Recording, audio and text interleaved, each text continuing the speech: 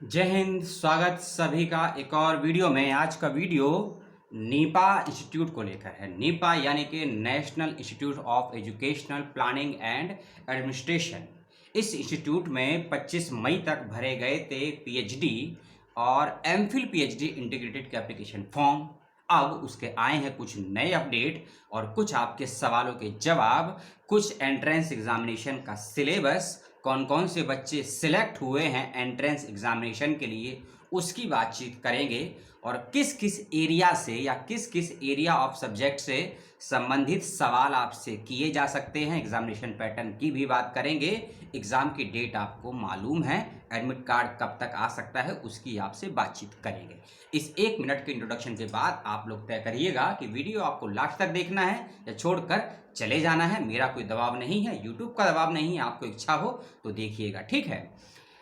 National institute of education planning and administration, एक शब्द और जोड़ दीजिए पॉलिसी, एक शब्द जोड़ दीजिए फाइनेंस, यानी कि एडमिनिस्ट्रेशन, पॉलिसी, प्लानिंग, फाइनेंस और एडमिनिस्ट्रेशन, इन एरिया से सवाल आपसे पूछे जाएंगे। इस बात का ध्यान रखिएगा। बाकी बातें आगे कवर करेंगे। सबसे पहले आप नीपा की वेबसाइट पर जाइएगा। नीपा की वेबसाइट पर जाने के बाद ब्लू कलर में लिखा होगा एमफिल पीएचडी एडमिशन। उस पर आप जैसे ही क्लिक करेंगे दो ऑप्शन आएंगे, एडमिशन और रिसर्च स्कॉलर। आप एडमिशन वाले लिंक पर क्लिक कीजिएगा। उस पर जैसे ही क्लिक करेंगे नीचे वेबसाइट खुलेगी। सबसे ऊपर हेडिंग आएगी कि एमफिल पीएचडी के लिए कौन कौन से बच्चे शॉर्ट लिस्टेड किए गए हैं, उनकी लिस्ट है। और ये बच्चों का जिसका भी नाम आया है इस लिस्ट में, उन्हीं बच्चों का एंट्रेंस एग्जामिनेशन होगा 19 जून को। याद रखिएगा, यदि आपका नाम इस लिस्ट में नहीं आया है तो आपका एंट्रेंस नहीं होगा। और आपका नाम यदि नहीं आया है तो 3 कारण समझ लीजिएगा। पहली चीज, आपका जो फॉर्म है वो सही से नहीं फिलअप हुआ होगा, पहली चीज। दूसरी चीज, आपका रिसर्च प्रपोजल हो सकता है कुछ कमी रही हो, उसकी वजह से सिलेक्ट नहीं होगा, तीसरी चीज। और तीसरी चीज, जो क्वालिफिकेशन मांगी गई थी नीपा में पीएचडी और एमफिल पीएचडी अप्लाई करने के लिए, हो सकता है उसके आप 100% एलिजिबल ना पाए गए हों। इन 3 रीजनों से आपका फॉर्म अधूरा रह गया होगा, या सिनॉप्सिस प्रॉपरली नहीं बना होगा, या आपकी जो एकेडमिक योग्यताएं थी, एलिजिबिलिटी थी, वह फुलफिल नहीं हुई होगी। इन्हीं वजह से आपका फॉर्म रिजेक्ट हो गया, आपको शॉर्ट लिस्टेड नहीं किया गया। एक और बात, 3 बात और ध्यान रखिएगा। जिन बच्चों का नाम आया है लिस्ट में, ये 9 पेज की लिस्ट आई है, याद रखिएगा 9 पेज की टोटल लिस्ट आई है। लिस्ट में आपको नीपा की वेबसाइट पर खोजना नहीं पड़ेगा, आपको मैं डायरेक्ट आपको लिंक दे दूंगा डिस्क्रिप्शन बॉक्स में। वीडियो को अपलोड करने के बाद में डायरेक्ट देख लीजिएगा। 355 बच्चे सिलेक्ट हुए हैं एंट्रेंस एग्जामिनेशन के लिए। 355 बच्चे सिलेक्ट हुए हैं। सभी का नाम बताना पॉसिबल नहीं है, लेकिन ये लिस्ट कई कैटेगरी में बटी हुई है, उसको समझ लीजिए। अपना नाम चेक कर लीजिएगा, ठीक है। और अपने नाम के साथ में अपने फादर का नाम चेक कर लीजिएगा, ठीक है, जो आपके पिताजी का नाम है उसको देख लीजिएगा। और अपनी मदर्स का नाम यानी कि माताजी का नाम देख लीजिएगा। अपना नाम, आपके फादर का नाम, आपकी माताजी का नाम देख लीजिएगा, स्पेलिंग सही है या नहीं। और एक और चीज़, आपने जिस कोर्स के लिए अप्लाई किया था, क्या उसी कोर्स के लिए आपका नाम आया है या किसी और कोर्स के लिए आया है। जैसे कि कई बच्चों ने इंटीग्रेटेड एमफिल और पीएचडी के लिए अप्लाई किया है, कई बच्चों ने पीएचडी इन पार्ट टाइम के लिए अप्लाई किया है, और कई बच्चों ने पीएचडी इन फुल टाइम के लिए अप्लाई किया है, ठीक है। बारिश का मौसम है, कीड़े हो रहे हैं, ठंड भी है, देख रहे हैं ना, तो उसको छोड़ दीजिए, ठीक है। तो अपना कोर्स आप देख लीजिएगा कि आपने इंटीग्रेटेड के लिए अप्लाई किया है या पार्ट टाइम पीएचडी के लिए, फुल टाइम पीएचडी के लिए। यदि ऐसे कैंडिडेट जिन्होंने एक से अधिक पाठ्यक्रम में अप्लाई किया है, जिन्होंने एक से ज़्यादा सब्जेक्ट्स में अप्लाई किया है, उनका फॉर्म 100% कैंसिल हो चुका होगा, रिजेक्ट हो चुका होगा। और यदि रिजेक्ट नहीं हुआ होगा, मान लीजिए आपने तीनों कोर्स में अप्लाई कर दिया, part time PhD, full time PhD, integrated MPhil PhD, तो आपका सिलेक्शन एंट्रेंस के लिए किसी एक ही नाम में आया होगा, एक ही कोर्स में। इसी बात का भी ध्यान रखिएगा, ठीक है। तो शॉर्ट लिस्टेड वाले बच्चे अपने नाम को देख लीजिएगा। एडमिट कार्ड आपका कल या परसों में वेबसाइट पर आ जाएगा, आप उसको लॉगिन करके प्राप्त कर लीजिएगा। अगर नहीं प्राप्त होता है, नहीं होता है, तो नीपा की वेबसाइट से संपर्क कीजिएगा। हेल्पलाइन नंबर, ईमेल आईडी वहीं दी हुई है, मेरे से संपर्क मत कीजिएगा, ठीक है। अब बात चलते हैं अगली चीज की, जो बहुत सवाल आ रहे थे कि सिलेबस क्या होगा इसका, क्वेश्चंस कैसे आएंगे। तो उसके विषय में मैं आपको 3 चीजें बता देता हूँ। कुछ चीजें मैं आपको पढ़कर बताऊंगा और कुछ चीजें आपको कहाँ से मिलेगी वह भी बता दूंगा। समस्या यही है कि आप लोग प्रोस्पेक्टस नहीं पढ़ते हैं, और दूसरी चीज आप वेबसाइट को सर्च नहीं करते हैं अच्छे से। हम जितने भी यूट्यूबर हैं ना, हमको कोई पर्सनली मेल नहीं करता है या पर्सनली कोई नोटिस नहीं आते हैं कि हमारा ये एजुकेशनल का नोटिस है, आप इसको पढ़िए, वीडियो बना के दे दीजिए। हमको नहीं आते, मुझको किसी को नहीं आते होंगे। हम लोग वेबसाइट सर्च करते हैं, क्योंकि हम हर बच्चे एजुकेशन के हों, पॉलिटिकल जरूर, हम अलग अलग फील्ड के होते हैं, ठीक है। तो आप लोग भी ये काम करा करिए कि जिस भी यूनिवर्सिटी से अप्लाई करते हैं, इंस्टीट्यूट से अप्लाई करते हैं, उसका प्रोस्पेक्टर यानी कि ब्राउचर, विवरणिका अच्छे से समझिए, पढ़िए, और दूसरे अपने डिपार्टमेंटल वेबसाइट को जरूर सर्च करिए। मैंने भी सर्च किया था, 2 दिन पहले भी किया, वहीं से मुझे पता लगा कि पेपर कैसे आ सकता है। 5 चीज़ की बात करूंगा, फाइनेंस वाली भी, स्टैटिस्टिक्स की भी, एजुकेशन की भी, प्लानिंग की भी, पॉलिसी की भी, और एडमिनिस्ट्रेशन की भी। कैसे कैसे फील्ड से सवाल होंगे, थोड़ी उसकी बातचीत करेंगे और थोड़ा आपको एरिया बता देंगे, ठीक है। सबसे पहले आप अपना खोलिए प्रोस्पेक्टस। नहीं है आपके पास, कोई चिंता नहीं, मैं हूं ना, मैं हूं, आपको दूंगा प्रोस्पेक्टर, लिंक आपको मिल जाएगा। पेज नंबर 6 और पेज नंबर 23 पे जाइएगा। पेज नंबर 6 और पेज नंबर 23 पे जाइएगा। पेज नंबर 6 पे क्या मिलेगा आपको, उसमें क्लियर कट 4 एरिया दिए गए हैं। अब हम बात कर रहे हैं एग्जामिनेशन के सिलेबस की, पैटर्न की। क्वेश्चन तो सारे एमसीक्यू आएंगे, इस बात का ध्यान रखिएगा, ठीक है। एमसीक्यू क्वेश्चन आएंगे, इस बात का ध्यान रखिएगा। पहला पेपर और दूसरा पेपर आएगा, ठीक है ना। एजुकेशन पॉलिसी को आप देखिएगा, एजुकेशनल प्लानिंग, एजुकेशनल एडमिनिस्ट्रेशन और एजुकेशनल फाइनेंस। अब इसके अंदर क्या क्या हो सकता है, इसके लिए मैं 4 अलग अलग लिंक दूंगा आपको, और पीडीएफ फाइल के लिंक है, 2-2, 3-3 पेजेस का वह पीडीएफ फाइल का लिंक है, उसको देख लीजिएगा। आपको 3 चीजें पता लगेगी वहां से। पहली चीज, जैसे कि मान लीजिए हम प्लानिंग की बात करते हैं, एजुकेशनल प्लानिंग में किस किस टाइप का रिसर्च होता है, कैसा रिसर्च हो रहा है, और नीपा एजुकेशनल प्लानिंग को लेकर किस प्रकार का रिसर्च वर्क करवाता है।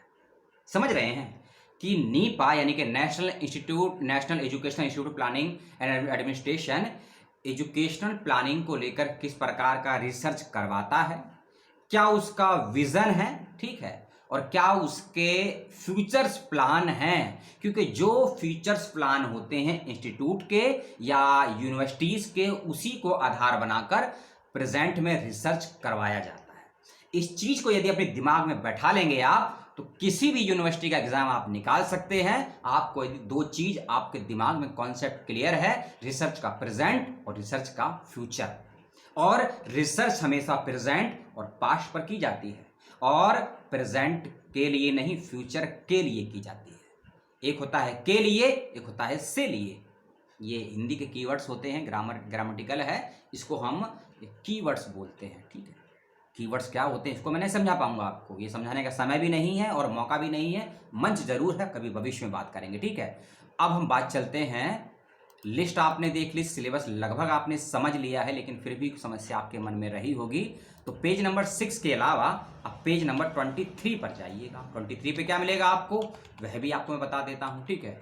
23 में भी, क्योंकि मेरे सामने है, थोड़ा लंबा चौड़ा प्रोस्पेक्टर है, देखो हम आ गए 23 पे। इसको थोड़ा जूम करिएगा आप लोग, और जूम करेंगे ना, आपको ये पता लगेगा कि board of research, board of area जो है नीपा की, वे किस किस फील्ड में काम करवा रही है और या उसका सिलेबस क्या है, ठीक है। Educational and development growth, heading है growth of educational and development, यानी कि जो विकास है, डेवलपमेंट है, वो किस गति से हो रहा है एजुकेशनल के क्षेत्र में, शिक्षा के क्षेत्र में, इसको समझिएगा। Quality of education, learning and leaves, teaching, infrastructure और इंफॉर्मेशन कम्युनिकेशन टेक्नोलॉजी, ICT।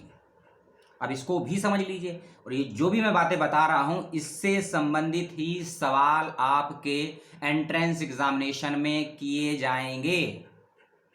नहीं समझ में आएगा तो आपकी गलती, मेरी नहीं, ठीक है।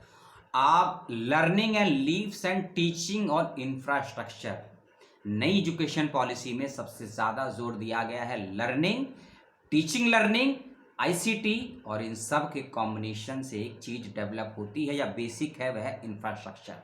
क्या मैनेजमेंट इंस्टीट्यूशन है आपके पास, क्या स्किल्स हैं आपके पास, यदि आपको टीचिंग को बेटर बनाना है, कोई प्लानिंग के तहत कोई पॉलिसी आपको डेवलप या लागू करनी है, इंप्लीमेंट करनी है, तो उसका क्या इंफ्रास्ट्रक्चर है आपके पास, और यदि नहीं है इंफ्रास्ट्रक्चर तो कैसे उसको आप डेवलप कर सकते हैं, और यदि है कैसे उसको प्लान कर सकते हैं कि वह इंप्लीमेंट हो सके।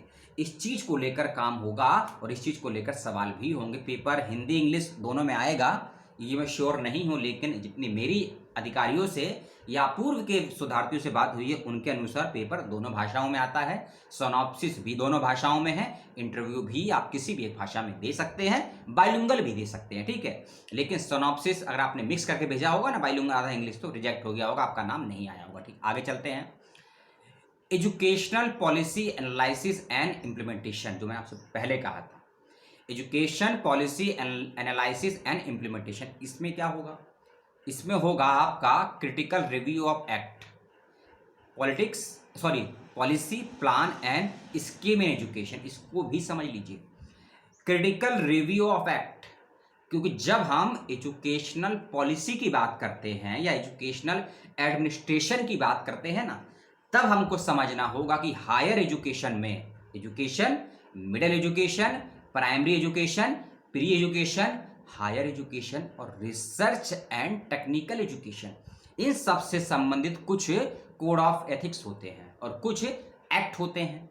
इनको समझना, जानना, इम्प्लीमेंट कैसे होगा, पॉलिसी कैसे वर्क करती है, इन सब के लिए कुछ कानून बनाए गए हैं, कुछ नीतियां बनाई गई हैं, कुछ पॉलिसियां बनाई गई हैं, उसको आपको समझना भी होगा, पढ़ना भी होगा, जानना भी होगा। अब ये कहाँ से मिलेगा, ये मैं अभी नहीं बता पाऊंगा क्योंकि समय बहुत कम है, वीडियो बहुत लेंथी हो जाएगा, 20 मिनट का तो वीडियो जाएगा, 12 मिनट लगभग हो चुके हैं। यदि आप एजुकेशन से एमए किए हैं, एमएड किए हैं, बीएड किए हैं या एजुकेशन के नेट का पेपर देते हैं, तब आपको ये सब चीज़ें कहाँ से मिलेंगी आपको मालूम होगा, ठीक है। ज़्यादा उस पर नहीं जाएंगे। एक और चीज़ है एजुकेशनल, पेज नंबर 23 को आप देख लेंगे ना, प्रोस्पेक्टर का, ये सब चीज़ें वहीं से हैं। हर चीज़ को मैं वर्ड टू वर्ड बताऊंगा, वो ज़रूरी भी नहीं है, लेकिन मोटा मोटा हेडलाइंस सुन लीजिए, ठीक है।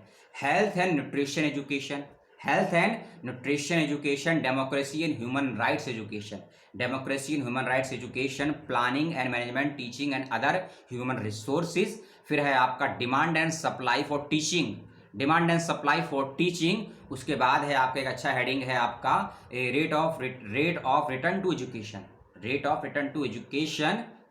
यदि आपने एनजीओ मैनेजमेंट, लीडरशिप के बारे में, सोशल वर्क के बारे में, अडल्ट एजुकेशन के बारे में पढ़ा सुना समझा होगा, तो आप इस पॉलिसी वाले पॉइंट को समझ जाएंगे, rate of return to education, ठीक है। अगला पार्ट और है public private and partnership in education, public private and partnership in education. एक और है educational gender and development, education gender and development. एक और है कंपैरेटिव एजुकेशन, तुलनात्मक एजुकेशन, यानी कि दो कंट्रीज के एजुकेशनल सिस्टम क्या हो सकते हैं, दो स्टेट्स के एजुकेशनल सिस्टम क्या हो सकते हैं, दो अलग अलग बोर्ड के एजुकेशनल बोर्ड में क्या डिफरेंस हो सकते हैं, उन दोनों के क्या effect, impact and side effect हो सकते हैं। इन चीज को लेकर भी सवाल जवाब किए जाएंगे। आपको लग रहा होगा मैं बहुत ज्यादा बता रहा हूँ, बच्चों पेपर 4 चीज में बना है और 4 अलग अलग सब्जेक्ट भी हैं, प्लानिंग है, पॉलिसी है, और प्लानिंग है, पॉलिसी है, एडमिनिस्ट्रेशन और फाइनेंस है। तो इन सभी चीज़ों से सवाल आएंगे। अब मैं किसी एक को लेकर बैठूंगा तो बहुत लेंथी हो जाएगा, ठीक है। और पब्लिक एडमिनिस्ट्रेशन एजुकेशन है, ठीक है। ईयरलियर चाइल्डहुड एजुकेशन, जिसे हम चाइल्ड साइकोलॉजी का पार्ट कहते हैं, ये भी आएगा। Education literacy and life livelihood, long life बोलते हैं, ये अडल्ट एजुकेशन का पार्ट है। Education, literature, life long livelihood and child education, care and education.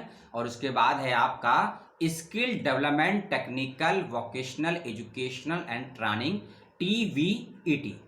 TVET full form फिर से सुन लीजिए इसका, फिर से सुन लीजिए, technical and vocational educational and training. ये स्किल डेवलपमेंट प्रोग्राम के अंतर्गत आता है। और जब आप नीपा में एडमिनिस्ट्रेशन के किसी टॉपिक पर काम करेंगे, जब आप एडमिनिस्ट्रेशन के यानी कि प्रशासनिक व्यवस्थाओं को लेकर एजुकेशन में कुछ काम करना चाहते हैं या आपने भरा होगा, तब आपको एक TVET को लेकर समझना होगा, स्किल डेवलपमेंट प्रोग्राम क्या होता है, उसको लेकर आपसे सवाल किए जाएंगे। 14 पॉइंट दिए गए हैं पेज नंबर 23 पर, पढ़ लीजिएगा, समझ लीजिएगा, और जो लिंक दिए हैं डिस्क्रिप्शन बॉक्स में खोलकर उनको देख लीजिएगा, जूम करके पढ़ लीजिएगा। कोई दिक्कत आएगी तो अब मैं कुछ नहीं करवा पाऊंगा, क्योंकि मैं एजुकेशन का नहीं हूं, मैं एक छोटा सा शोधार्थी नहीं हूं, एक छोटा सा विद्यार्थी हूं, चीज़ों को वेबसाइट से देखता हूं, पढ़ता हूं, एनलाइट करता हूं और आपके सामने रख देता हूं। सही गलत जो है वो आप तय करिए। सोर्सेज मैं आपके सारों दे दूंगा, सभी सोर्सेज दे दूंगा कि कहां से मैंने जानकारियां ली हैं, वही मैं आपको दे रहा हूं, वही पढ़कर बता रहा हूं। पेपर दोनों लैंग्वेज में आएगा और जो बच्चे शॉर्ट लिस्टेड हुए हैं वैसे लिस्ट को शेयर कर दीजिएगा और जानकारी को भी शेयर कर दीजिएगा। वीडियो को लाइक डिसलाइक और चैनल को सब्सक्राइब आपको जो ठीक लगे वो करिएगा। मिलते हैं एक और वीडियो में। और हाँ, फ़ोन में दिक्कत हो गई थी ससुरी, इसलिए वीडियो कल देना था, ये आपको नहीं दे पाया, उसके लिए मैं क्षमा प्रार्थी हूँ। और उम्मीद करता हूँ फ़ोन अगर आगे ख़राब हुआ, वीडियो में फिर बाधाएं आएंगी, तो फ़ोन अगर ठीक रहा तो वीडियो आपको मिलते रहेंगे, क्योंकि 10-15 वीडियो पेंडिंग है मेरे अभी। इतने सारे फॉर्म आ गए हैं लगातार, यूनिवर्सिटीज़ के, स्टेट के, सेंट्रल के, प्राइवेट के, और एडमिट कराना शुरू हो गए हैं। ठीक है, क्या करें, सबके कवर तो नहीं कर सकते ना, लेकिन जो कवर कर सकते हैं कवर करके आपको देंगे। और इस वीडियो में दी गई सूचनाओं को लेकर कोई उलझन हो, कोई सवाल हो, कोई उलझने हो, कई प्रकार के सवाल होते हैं ना, तो कई उलझने बोलते हैं, बहुविकल्प बोलते हैं, तो कमेंट करके पूछ लीजिएगा। और इस वीडियो में इसी को लेकर सवाल करेंगे तो मेरे ज़्यादा अच्छा रहेगा। ये मत करिएगा कि सर BHU का रिजल्ट कब आएगा, हिंदी डिपार्टमेंट MPhil का रिजल्ट कब आएगा, JNU का फॉर्म का। जो वीडियो का टॉपिक है उससे संबंधित ही सवाल करिए, जवाब देने में अच्छा लगता है। जय हिंद।